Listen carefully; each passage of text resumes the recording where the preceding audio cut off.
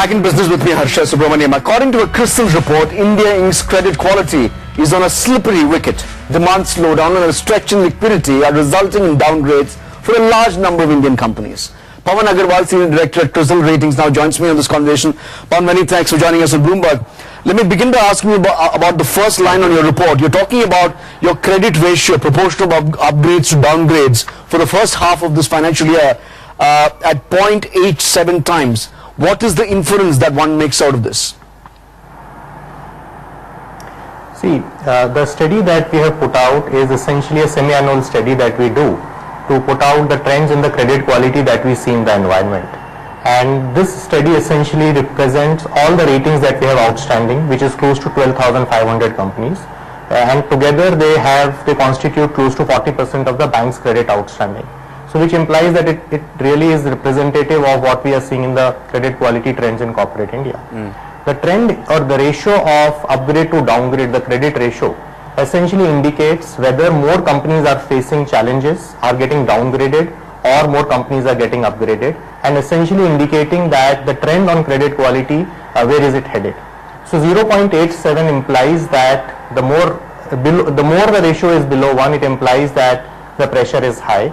And if you look at it in the context of what we have seen over the past 2 years, you will notice that the ratio has stayed below 1 for now nearly 2 years, and the ratio has actually been declining for almost now 3 years. And I think that is something which puts the context on the credit quality pressure that the corporate India is facing today. Pawan, when you look at what companies are doing and if you look at their P&Ls, if you look at the credit ratings at this point in time, are corporates borrowing more to service their own debt, or is it to meet the working capital requirements? How are you reading this, and is this getting any better? I think the indebtedness levels are high, primarily on account of the stretch in receivables that we see. And the funding of the receivables increase is primarily happening through some amount of additional debt. We are not able to see companies able to raise too much of an equity, primarily from sectors which are facing substantial amount of stretch in liquidity or working capital.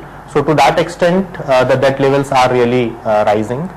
We are also seeing the debt levels continue to remain high in investment-driven sectors, construction, real estate, infrastructure projects, where the cash accruals are not appropriately enough to be able to meet the equity or the investment requirements which are there, or the projects are not necessarily able to generate cash flow from the operations. Sure. What does this mean for the banking system? You know, several people have expressed concerns over the rising NPA levels of banks, both public sector and private sector banks. How does this reflect on the books of banks? I think clearly the banks will reflect the pressures that we are seeing on the larger economy and the credit quality. So we are obviously seeing that the pressure on asset quality of banking sector is building up. We have seen that the NPAs, gross NPAs have increased over the last couple of years. Our expectation is that NPAs continue to rise and reach about 4.4% of the system's advances by end of March 14. But more importantly, there is another indicator that we track, which is called the weak assets ratio. And this weak assets ratio is a combination of the reported gross NPAs and about 30% of the restructured assets that the banks have. And if we look at the weak assets number is likely to increase to about 5.7% by March 14, vis-a-vis about 4.3% as at March 13. I think that is what essentially represents the pressure that we are seeing on the asset quality. If you look at the overall universe of companies you rate, Pawan, do you anticipate more downgrades going forward, at least in the next 6 to 8 months? Yes, we anticipate that. We did a study recently for about 2,500 companies which are rated BBB minus and above by CRISIL out of the entire universe. And we found that the two most important factors which contribute to the risk on credit quality going forward are going to be demand slowdown if it is prolonged, and second is liquidity. And both of these factors, if we look at from a context of what we see in the economy, continue to remain little weak.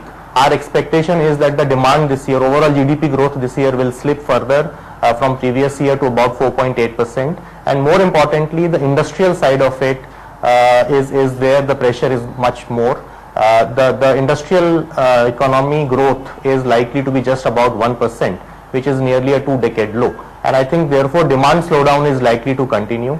Nearly 25% of the 2,500 companies that we studied are vulnerable to prolonged demand slowdown from credit perspective.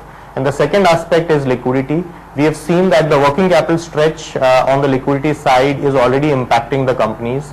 The companies that have gross current assets of beyond a particular threshold, they are vulnerable to downgrades far more than upgrades. So companies, and on the other side, if companies have gross current assets of 120 days or below, sure, we are seeing far more number of upgrades there. One final question, Pawan, and a slightly macro question at that. Which pockets are you seeing a little more confidence? Where are you seeing recovery taking place? Where do you think there are, which sectors do you believe you're seeing potential for upgrades? Now we are seeing 2 or 3 areas where still things continue to remain positive or improving. One is sectors which are linked to rural economy and consumption or agriculture. We are seeing agriculture, expectation is agricultural growth rate this year is going to be higher than previous year at about 4.5%. The second aspect clearly is exports, and those sectors in exports which are not driven or dependent on imported inputs. And the third is very specifically a telecom service providers, primarily on account of reduced competition. In addition to that, if I look at from a banking perspective, so far we continue to see that the retail asset quality, primarily related to mortgages or cars, continues to hold well. We are seeing although some pressure on the commercial vehicle side. Pawan Agarwal, we leave it there. Many thanks for joining us with your perspective. That's the view coming from CRISIL on the ratings outlook for corporate India. I mean, their universe consists of about 2,500 companies. All right, let's move on now and talk about 100 years of Ford. Almost exactly 100 years ago, Henry Ford's moving assembly moved for the first time. Not only did the manufacturing model change the way things were built, it changed the way people lived and people worked, and created this automobile industry. In an interview, Matt Miller of Bloomberg sat down with Henry's great-grandson to talk about how his grandfather's vision changed the world.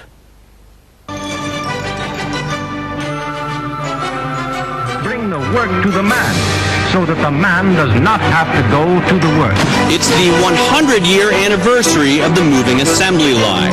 And in this office and in these halls was where the late Henry Ford began to lay the foundation of his industrial marvel. Today, his great-grandson, Bill Ford, carries out his legacy. Well, it's really amazing that we're still talking about it a century later. I mean, you think about most other pieces of industrial technology, or technology in general, and they have an active life of, a few years.